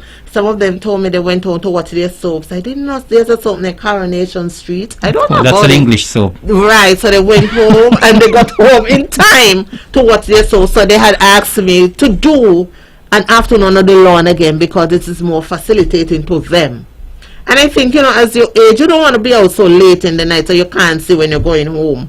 So unfortunately, we cannot facilitate that. But our gala normally have around 200 seniors. Yes, and I mean, Joyce, and they look forward to it, to dress up. I think they just order the clothes trust me, I think they the just order year in online. advance and book the hairstyles. I mean, sometimes I can't believe I'm in the company of older persons, and because they don't really put me to shame. I ain't telling a lie. I am serious. They don't be dressed. It's a licking down dress. That's why I say, every time I go to these activities, I mean, I'm just so happy to see how they are just beaming. And, as I said, we really go out of our way here on Nevis, and I really want to commend you all again. And by the way, if you're just tuning in, it's on the mark. It's a beautiful Wednesday night. It's the final day of September. It's the 30th of September. And I'm your host, the Honorable Eric Evelyn. Tonight I'm sitting in for the Honorable Mark Brantley, the Premier, who couldn't be here. Earlier on we had Mr. Clayton Huggins, who was promoting a production that they're having this coming Saturday. And right now we have Miss Joyce Movin. She's the Deputy Director at the Department of Social Services. And if you're listening and you have a question for Miss Movin, don't be afraid to call. The number you can call is 469-1616. Our other number is giving us a little problems. So if you're desirous of calling in to field a question, give a comment to Miss Moving, whether it's about social services in general, whether it's about the Seniors Month. Please feel free to call the number 869-469-1616. As I said, our other number is giving us a little bit of problem. So if you want to reach us tonight, that is the number that you will have to call. Now, as I said, of course, you know that the activities are curtailed this year, and so I'm assuming that everything is down pathway. All of those activities that you've outlined are concerned right now. Well, we honestly, this whole COVID thing has I don't know, the mindset. It was so strange that October has rolled around so quickly. It was like, really? It's October already? Not that I'm sad, because I'm very happy because October is my month. I know. So we are now, as it were, just having to finalize just the awards. It's just the award we have to finalize. That is at the end of the month, actually. Fantastic. And you said that you are contacting the churches in terms of Yeah, those. they have been contacted already. Mhm. They have, most of them have said yes. It's just now for us to get to our seniors to let them know, and that is in the middle of the month. So we still have at least 2 weeks to work with, almost 3 weeks to work with, to get all of that, arrange the buses and everything, know who's coming, have our protocols in place for our seniors before we move. And of forward course, with that. normally when we are talking about the seniors, we talk about the persons at your office, and of course we have to give credit to the cooks as well, those who work in the kitchen. Our kitchen staff, dynamic every day, and I have to give them special kudos because during the lockdown they did not miss. Our seniors on Nevis and or the persons who receive a hot meal, they got their meal on time, all the time, as if there was nothing happening. Our workers went out and they went beyond the call of duty. Of course, Joyce, I mean, I know that several times when I spoke, I would have commended the staff, because I know social services is an essential service as well, and I know I would have been on ear several times speaking about the work that have been done by the social services. I mean, this pandemic has been going for months, and maybe what you can do, you can highlight some of the things that you all were doing during the pandemic. Trust me, you all did an excellent job. Well, from social services general point of view, there were so many calls coming in for so many different things. I think a lot of persons were just overwhelmed with the whole thing, being flustered, not being to go out, first time being locked down, and generally some persons, I think, were not coping too well. Not the seniors, the younger persons, because I think the seniors were happy to stay in their house. But I'll see the younger persons who like going this way, so they were calling about so many things until, after the first 2 months, things started to slow down. The calls started to peter out. What we see happening still, though, are persons coming seeking assistance for food voucher. And we do understand, because there are quite a few persons out there who have not yet gone back to work. But during the pandemic, we were fielding lots of calls, offering our services for counseling, pointing people to different resources. A lot of the resources they had themselves, so they just had to point it out for them, helping them to manage themselves. And we gave out a lot of food vouchers for assistance to persons. We also had to help a few persons, with little utilities thing and so, but it wasn't so profound as the food itself. But from our seniors' point of view, we continued with our hot meals program, and as I said before, our workers, they continue to be in contact, so the community caregiving continued to be in tune, because when they could not go physically, they called, so we know what was going on all the time, so we kept abreast with them. Okay, we have a caller online. Good evening, caller. You're live and on the mark. Yes. Good evening, Mr. Evelyn. Yes, good evening. How you doing? Yeah, I'm doing fine. I'm Mr. Abbott, a.k.a. Dudley. I'm one of your driver Yes. for the senior citizens. Yes, So, go right ahead. Yes, sir. I was looking forward for this month. This is my favorite month. I did 1 year with them last year, and the activities, man, I have to commend Joyce and staff. Yes. Including you to Mr. Evelyn. Thank you. I can see these group of people actually move like a family, and when I see them come out to the activities, and they're glad to meet each other, and and they interact, and they move like a family unit, and I take time out, and my favorite time I spend anytime I could get with these seniors, because I look forward to see them again. So Of course. listening to the program tonight, it's a good plan we have for October, and I'm looking forward to participate and put in my input. Well, we are so very sorry that we had to curtail the Thank you. activities this year, because I know the drivers as well, they do look forward, and Yes. the seniors, they are very appreciative of the drivers, and the drivers are always very helpful as well. And so I want, as a minister, to thank you as well for the service that you have been providing to the seniors. We do appreciate this, your service, your excellent service. And even though the activities are curtailed this year, whatever little activities we have, we will still have fun with our seniors. And you will be called upon to provide some service, most likely for the church service No and not problem. the award luncheon. Okay. So we, No problem. yeah, thank you so Anytime. very much.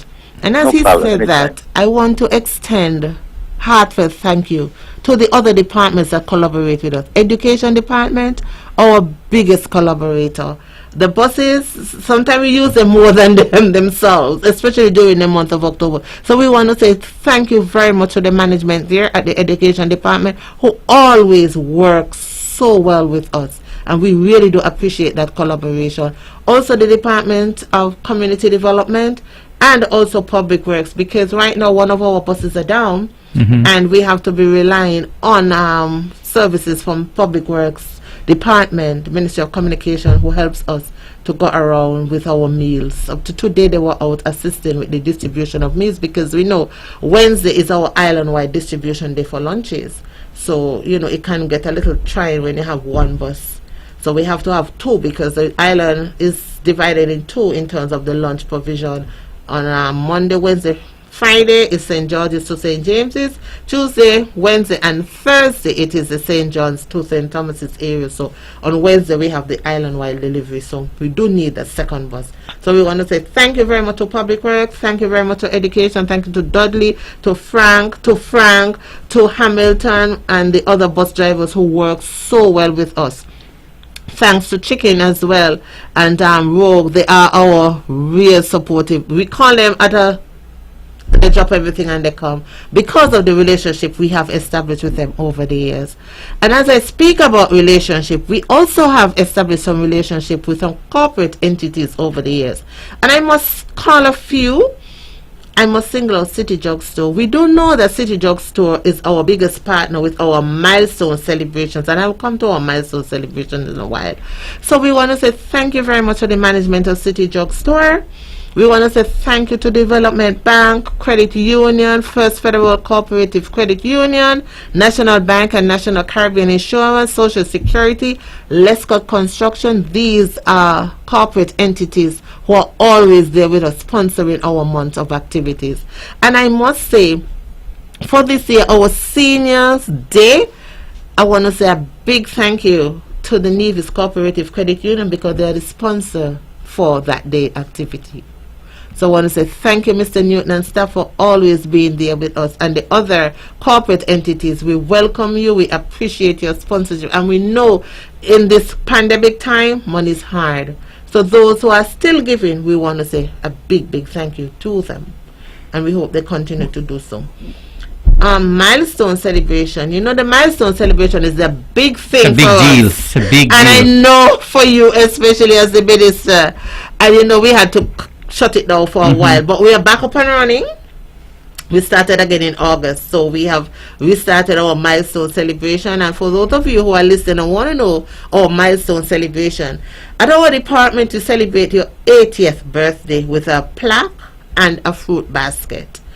On your 90th birthday, you get another plaque and a fruit basket. Every year between 90 to 100, you would get a gift basket, most likely fruit basket. And when you get 100, we celebrate you in a big way again with another plaque and another big basket. So we really look forward to these milestone celebrations. And Nevis has an aging population, you know. Fantastic, yeah. You know, and as we're talking about the milestone celebration, I mean, you know, it's always a joy for me to go, you know, and of course I always try to make sure that they are on days when it's not cabinet and that sort of things, because I just love to be there. Yes. And the seniors appreciate very much when I show up as well. You know, it's a pity that you missed that one last week. because I mean we had so much fun. The one over in Mr. Libel Hill, Evans Evans Brandy. Yeah, I had another. We had engagement at the so time. much fun with Mr. and Mrs. Brandy and the in-laws. Oh, Trust me, you know we were laughing from start to finish.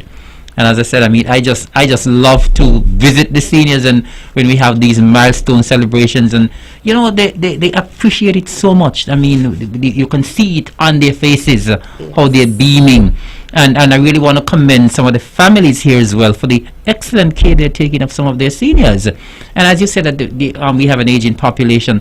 When I visit these seniors and realize they're 80 and 90 and 92 and 94 and 95.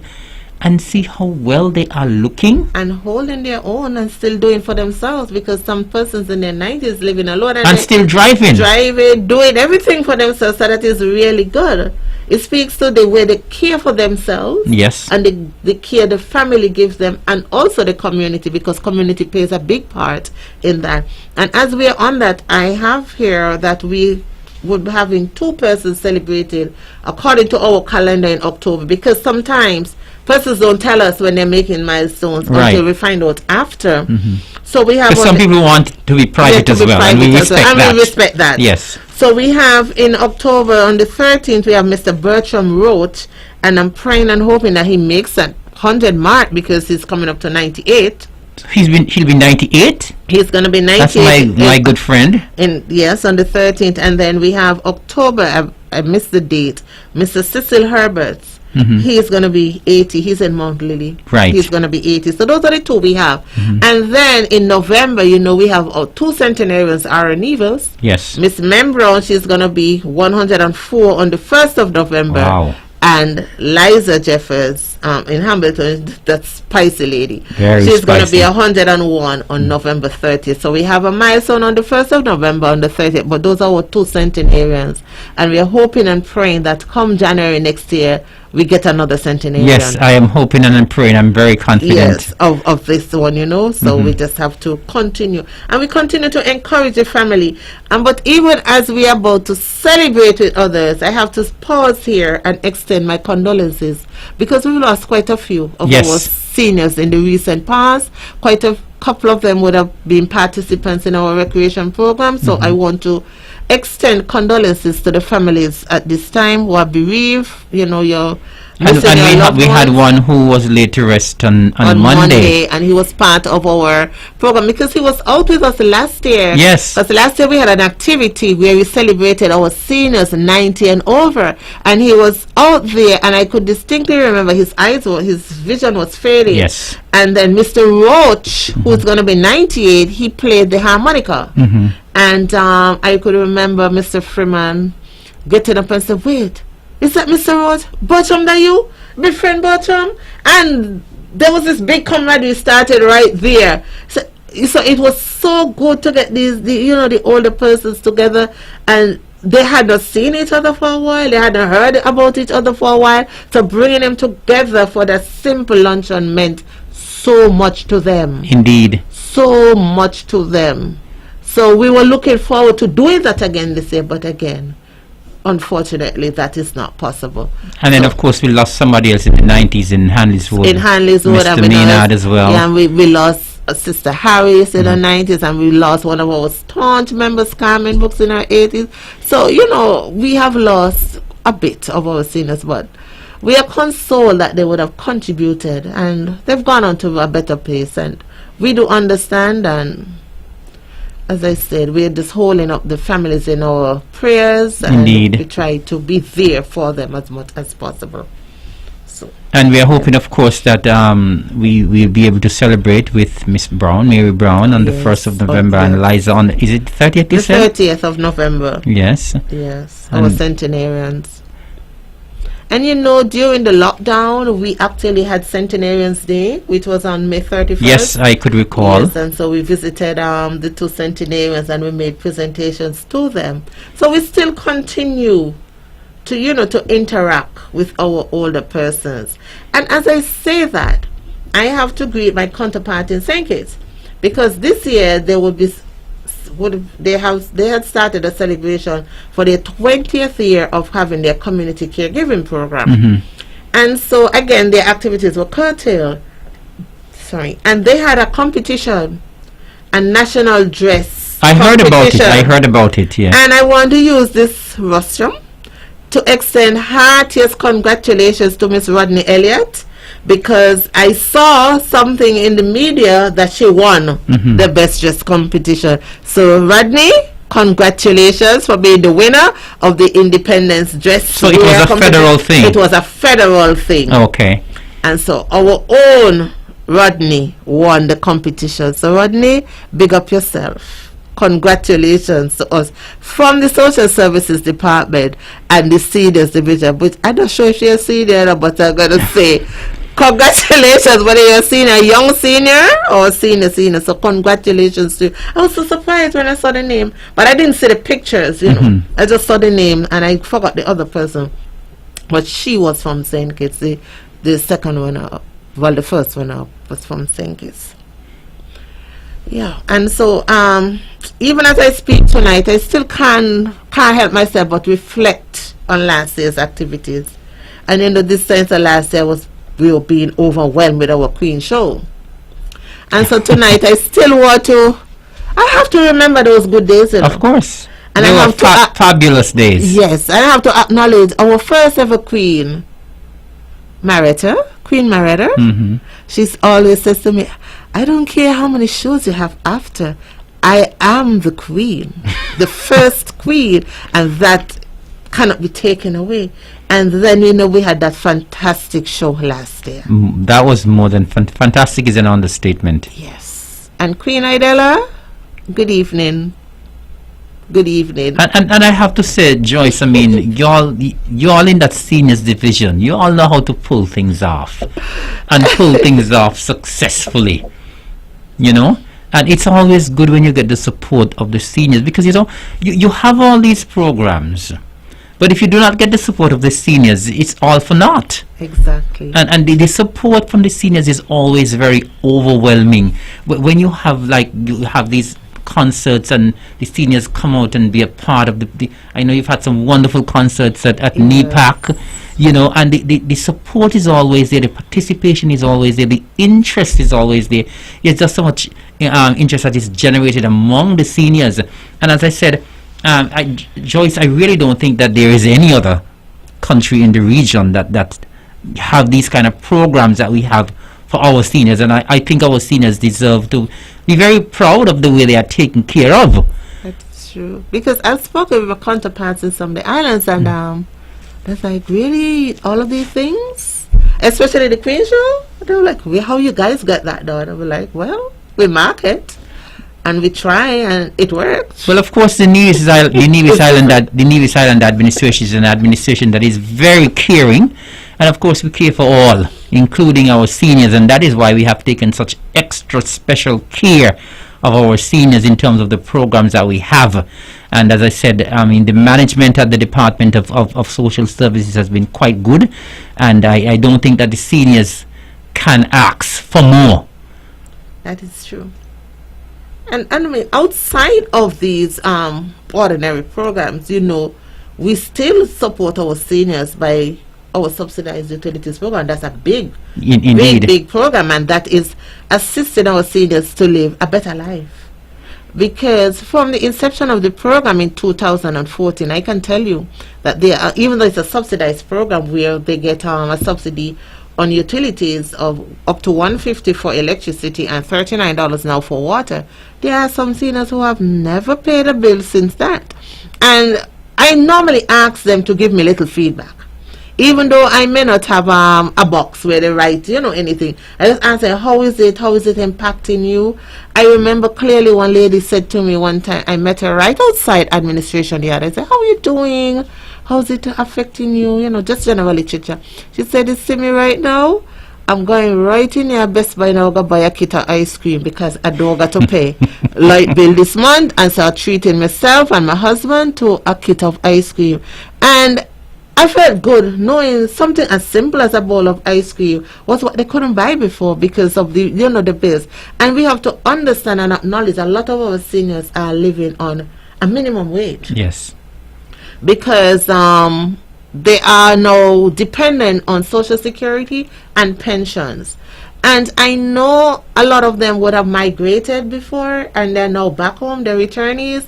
And a lot of us look and say, well, they lived in England, in Canada, and the US, and they're making big pensions. Some of them are, but some of them really are not making that much. So getting this subsidy is really proving beneficial to them, and it's impacting their lives positively. So they have a better quality of life. They can live in dignity. They don't have to go around begging anybody, those kind of things. And those are the things that we want to see happening. And those are things that add to healthy aging. And of course, we also live in a society, Joyce. We can't forget that of course, our seniors are well integrated in society. Our seniors are not discriminated against in any way.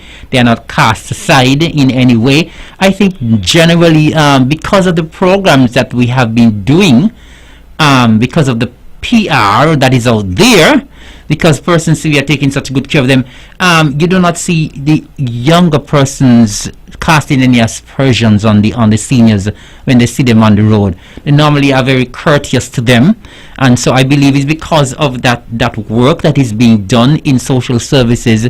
It's having that domino effect out there in other members of the community as well. Well, that is what we try to do. And as you say that, with the younger persons and the older persons, you do know that we have the intergenerational exchange. And I think that is helping to bridge the gap. And the younger persons are understanding the seniors more, and the seniors are understanding the younger persons more. Because when we go into the primary schools and they are taught things and they teach the children things, we see the love and we see the appreciation coming out, and we see it manifest into the broader society, because that respect is there. A lot of them now, maybe in high school, but they say, oh, remember when you been coming to school, so they may not remember the name, but they say, I remember you, you came over there and you taught us about this and you taught us about that, and and some of the say, oh, but you get so big, and that helps a lot. And this is what we want to bridge, that divide, the generational divide.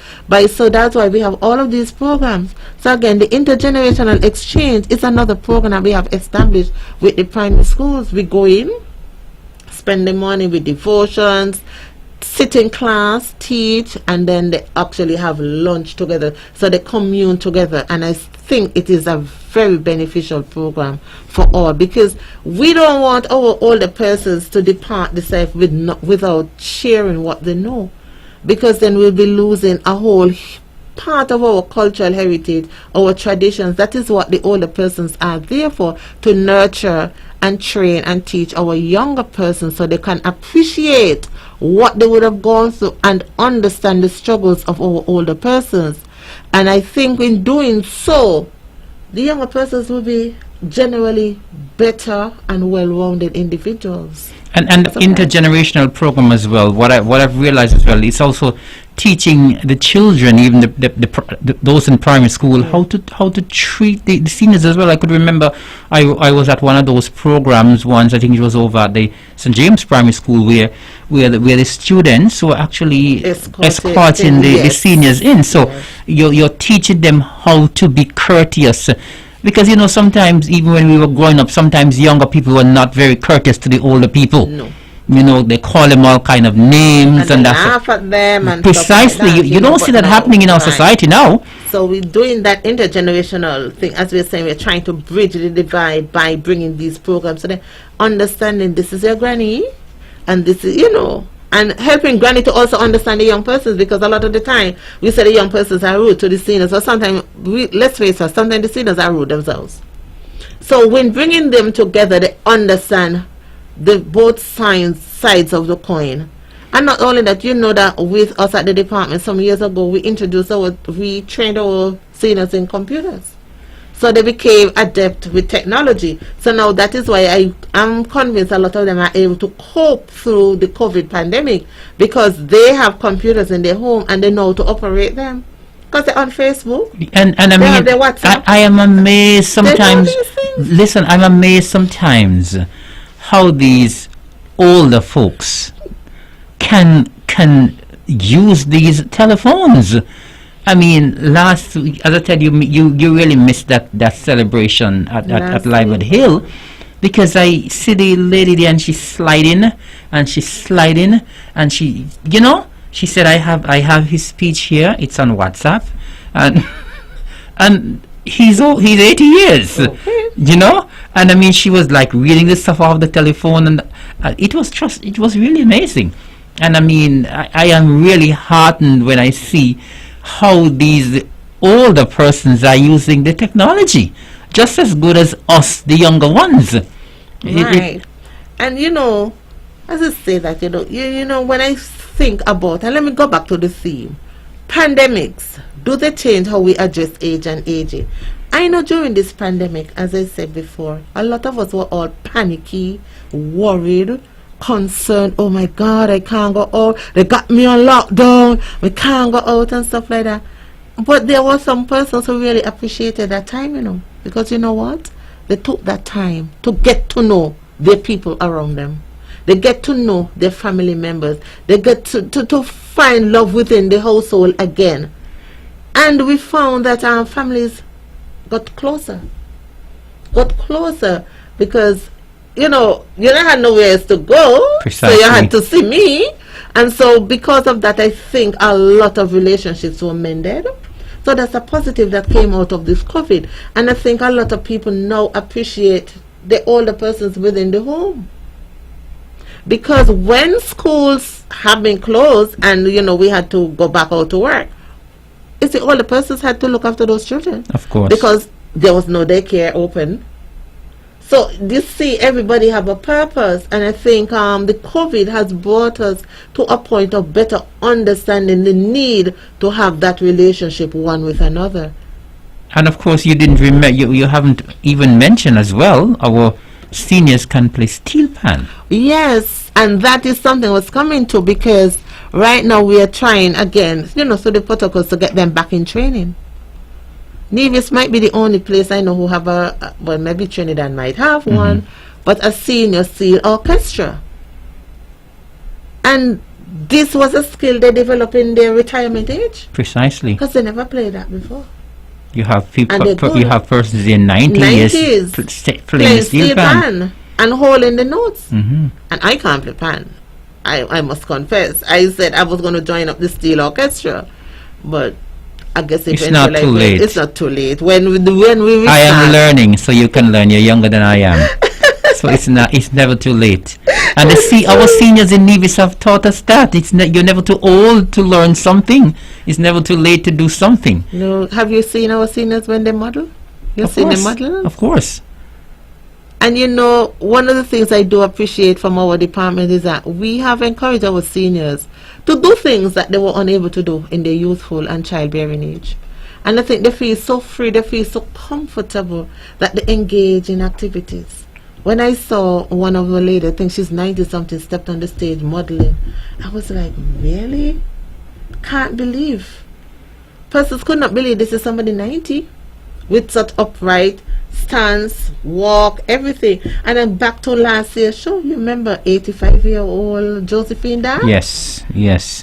All in all, that is the talk of the town. Everybody, people saying no, she couldn't be 85, but she is 85, making 86. Well, I really don't know what we are doing here in Nevis, what the seniors are doing, what they're eating, what they're drinking, but our seniors are really aging gracefully. And I really want to commend them, and I want to commend their families, and commend once again the department that I'm so proud and privileged to lead. I'm really proud of my staff and the work that they're doing with the seniors. And of course, it's your day tomorrow. It's the International Day of Older Persons, and it's your month. We normally celebrate the entire month of October. And so I want to take this opportunity to wish all of you a fantastic day tomorrow and a great month, even though our activities are curtailed and time is running out, Joy. So maybe what you can do, you can just run back over what the activities are for the month of October, our International Seniors Month. Okay, so tomorrow we celebrate International Day of Older Persons, And our minister, Honorable Evelyn, he would address you on the theme, pandemics, do they change how we address age and aging? And then on the 16th, we are asking for your support at the agriculture expos that they're having for the week by supporting our food stall, because we do have to raise funds because we do give back all the time. And then on the 18th, we have church services in each parish, and this is for each group, setting they would worship in a church in their parish. On the 20th, this is your day, the big day, Seniors Day here, Von Radio, calling 9 a.m. to 11 a.m. And remember, seniors, you're asked to register with your caregiver or with calling at the department to register your interest in the let me call it the elocution contest. And remember, the two pieces that you'll be reading are, you're going to choose from one, The Little Red Hen and or The Boy Who Cried Wolf. And this is on Tuesday the 20th of October. On the 22nd of October, we have our community day where we would visit the housebound and bring a hot lunch to them. And on the 29th, we would have our award luncheon. Again, our award luncheon, sadly, seniors, we cannot bring you guys out in our numbers. It's just the awardees and maybe one representative with them. And so, Joyce, if they would have done any early order of their outfits, they have to save it for next they year. have to save it for next year, unfortunately. Yeah, unfortunately.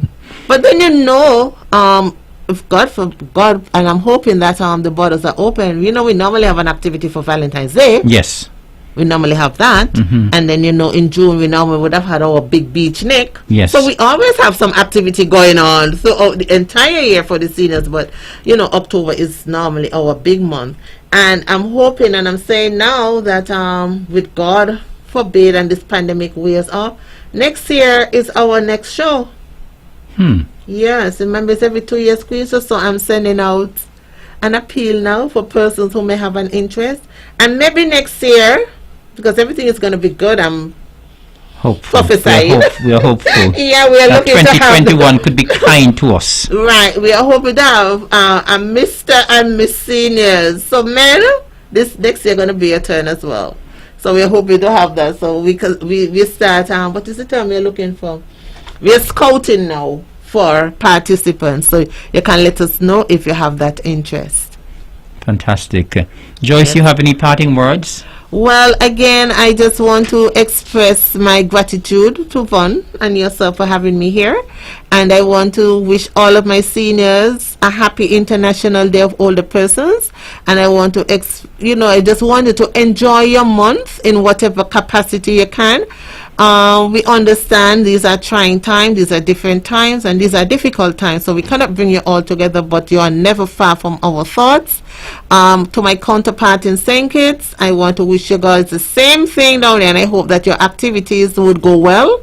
To our winner, Rodney, again, I'll big up Rodney for winning that seniors national dress competition. And as I said, I'm proud to know that you are from Nevis, and I just want all of our seniors to participate, especially in the Seniors Day on Von Radio. Please participate, and make it a special occasion, because we designed it specifically for you in mind. For those seniors who are not doing so well, we want to wish you speedy recovery. For the family members, we ask you to continue to be considerate, as well as the community continue to be considerate.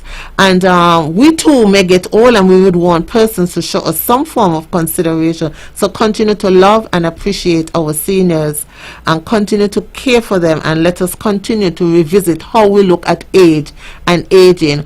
And from a government standpoint, we now have to address policies and put things in place to see how we are going to, manage seniors and have them live their last years in dignity and respect. Thank you so very much. Age is just a number, and I want to thank you, Joyce, for being here with us tonight here on the Mark program. Of course, for giving us so much information regarding not only the day tomorrow and not only the month, but some of the programs that are designed for our seniors. I want to once again commend you and the entire team at Social Services and all of the caregivers, everybody who works with the seniors. And of course, I want to take this opportunity. You're going to hear me again tomorrow, seniors, but I want to take this opportunity to wish you a wonderful day tomorrow and a happy Seniors Month. And of course, I want to thank my previous guest, who was Mr. Clayton Huggins, and he was here talking about the production that will be taking place this coming Saturday, the 3rd of October. Potter Carly Kettle Black, and it's going to be happening at NEPAC at 8 o'clock at a giveaway price of only $20. He said it's the COVID price, and so we want to ask you to go out and support the Nevis Theatre Guild, and that's happening at NEPAC this coming Saturday, the 3rd of October. And of course, it has been my pleasure being here on the On The Mark program this evening. Of course, as usual, I had fun, and it was certainly a pleasure having my two guests, Clayton Huggins and Joyce Movin. And of course, remember, the program is rebroadcast tomorrow at 1 p.m. If you listen tonight, you can listen again tomorrow. Those who didn't get a chance to listen tonight, I know you're going to listen tomorrow. And so, it has been my pleasure. Have a wonderful rest of the evening. And of course, we are rounding out September. We're stepping into October tomorrow. Have a wonderful night. God bless you. Thank you very much.